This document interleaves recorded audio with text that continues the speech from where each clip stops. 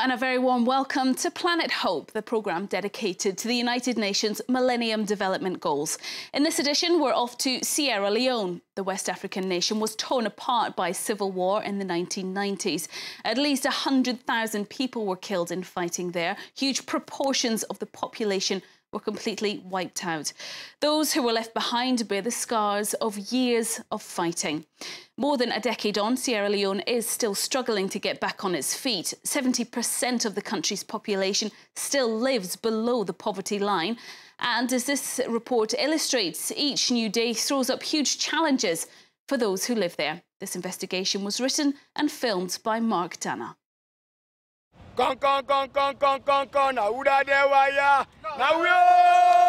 With their crutches, they are almost proud. Like before each match, these football players have their pep talk. A one-legged football team. All victims of the war that ravaged their country, Sierra Leone, in the 90s. A machete wound to the arm or leg. Many of them were very young at the time.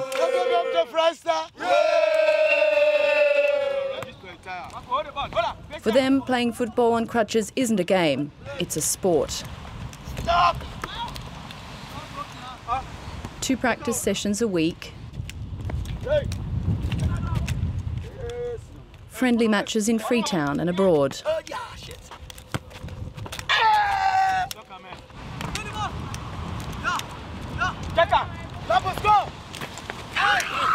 Ball at the ready, they share their message. We are the victim of this war in Sierra Leone. That is why we came together to embrace ourselves and embrace our people, the able people, to tell them that if we have peace to ourselves, what about you, the able people? Why can't you have a peace to yourself so that you can live together and move our country forward?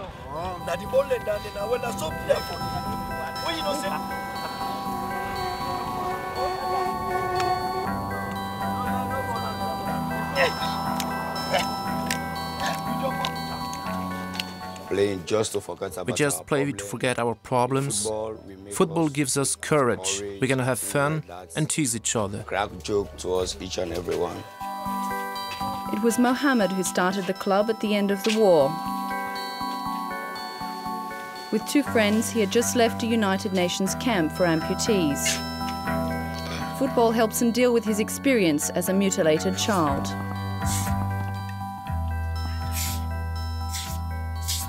Well, my personal story, at the age of 10, I was coming from school, I stepped on the landmines.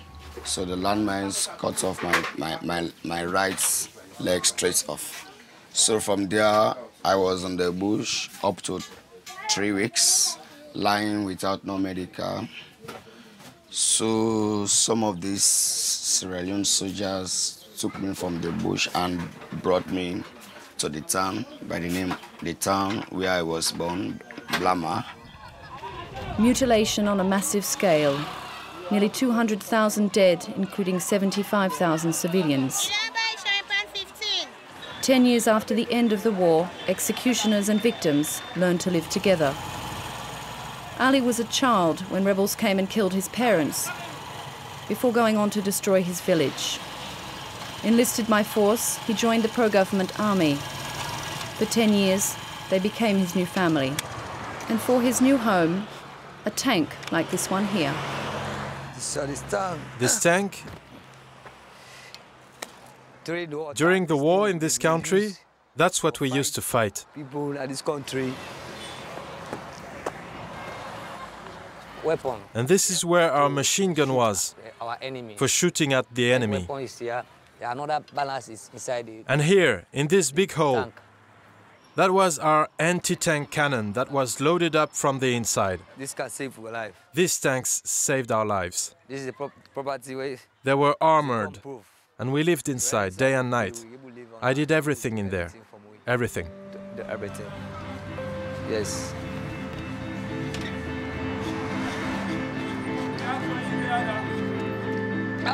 Let's go. Like many former child soldiers, Ali is today an Okada, a motorbike taxi driver. 7 days a week, he takes locals from one side of Freetown to the other. 100 or so hours of work a week. With Ali, it's a whole generation that never went to school. Hello, brother. Osman, his neighbour, was also a child soldier. Hi. Are you coming to pull in the fishing nets tomorrow morning with me? No, I don't feel like it. Like Ali and his friend, 5,000 children were enlisted and armed, with one mission only, to overcome their fear and go out to fight. They use drugs. They gave us drugs. We smoke marijuana. They made us smoke marijuana We drink rum. or drink rum They give you drugs. Yes. before going to the front. Do you remember how many people you killed? No. There were too many. People too much. So I know we check.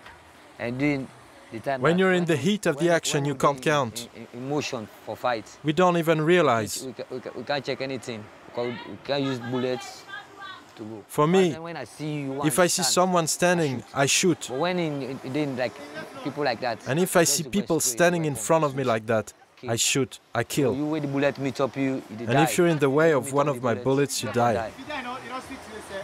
Do you ever regret or feel bad about what happened? Nothing. Nothing, I feel bad. nothing. Nothing. In order to flee the fighting, a third of the population was displaced towards Freetown. Today, more than 1 million people live in the overpopulated capital, 90% of them in the slums. Here, the water is never treated. Children and pigs live side by side in the same piles of rubbish. In a humid, tropical climate, it's not surprising that cholera appears. It all started here in the slum of Marbella. Ibrahim is one of the volunteers in the area. Yes, Nami. His mission is to limit the epidemic by going door to door. Blue flag volunteer, Namabila. Yeah. I just heard you had cholera. Now I'd like to give you some advice. You see this? You see this? When When you prepare food, first, you wash your hands with soap and clean water. And vegetables, mangoes, carrots, everything that you eat needs to be washed with water. Tablet, fine. It was her younger sister who gave her the cholera virus. I thought I was going to die. I was vomiting all the time and I had diarrhea. I was aching all over and I was sore everywhere. Before leaving, Ibrahim hands out soap and tablets to disinfect the water. Now, aqua tabs. We call it aqua tabs. So, I go. Okay, I'm going now. Take care of yourself and do as I said. Bye-bye. Yeah. The spread of cholera was extremely fast. For many humanitarian organizations, it has become a major emergency operation, similar to that of a natural disaster. What's your name? Sylvester. Sylvester. What's your name? Claire BERTHOMIEU is head of operations for one of the humanitarian organizations in Freetown. Mohamed, thank you plenty, yeah? This type of illness, along with the flooding and all the waste that floats down, it creates skin diseases. If kids wash themselves in dirty water, it causes this kind of problem. And there isn't any health system to treat them, even though it's not that complicated. Today, Claire is going to the Kington slum, where she will meet Daniel, a neighbourhood leader who is her local point of contact. He will give her the first update. We are trying to help people to understand with little educational drama productions, and on Friday we'll organize a football game so we can talk to them about hygiene. So this is terrible. And they are, look at this place. They are growing the gardens, vegetables. Okay. Do you think that growing the vegetable in this area with the waste is creating more disease as well one way in the from other, the food? Yeah, of course it has to be, because we don't know what kinds of waste people are just dumping like that, and people are growing food. And Okay. Originating from these slums, the cholera epidemic affects all of West Africa. According to the World Health Organization, it's one of the worst in its history. There were 16,000 cases of cholera in the country. It started in January and arrived in the densely populated capital mid-June, in the middle of the wet season. So the slums in the lowlands were flooded quickly, and it got out of hand here, and in the other slums of the city as well. In these slums, no sewage system. In Sierra Leone, more than 1 out of 2 inhabitants still doesn't have access to drinking water. Musa Soko is part of a grassroots movement called WashNet. Hi there. My name is Musa. His objective is to have the authorities make access to drinking water their priority. We're here so that everyone realizes how important access to water is. So we've written a water manifesto that we've handed out to the authorities. It is very important because water is life, and we need water in this community. People watch us this now, they will read and see, they will understand what are we going to do with water. It really makes them feel a part of a process, that this is not just a single man business, but it's everybody's concern, because the issue of health, water and sanitation are all collective issues. Sierra Leone still has to win this battle for water. After having succeeded in creating relatively stable peace, there's still a lot to do before these Freetown beaches can stop being used as rubbish dumps.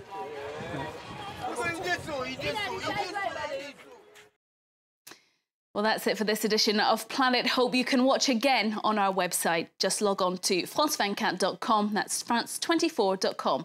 We'll see you next time. Bye-bye.